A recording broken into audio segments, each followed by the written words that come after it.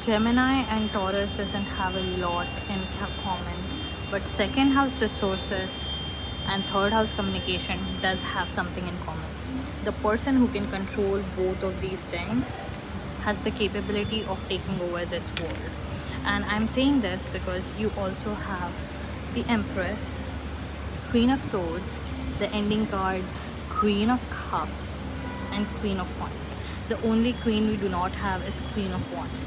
It is because you haven't manifested everything that you are capable of in this reality, and that is the only reason Queen of Wands is not here. But you know what you have? An unfair advantage in your life. The world is unfair, and it is not going to tie its hands behind its back to make it fair for you. So you know what you have to do? You have to use every single weapon that you have in your arsenal. You need to use your skills, your unfair advantages, to make it happen for yourself.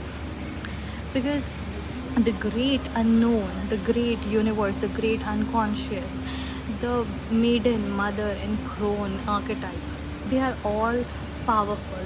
They are the resources that cannot be quantified, but everyone wants to control it. You understand me, right?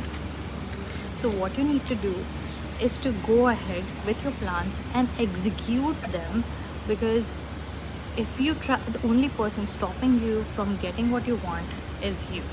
And the most important skill that you have is you, and that one unfair advantage that you have.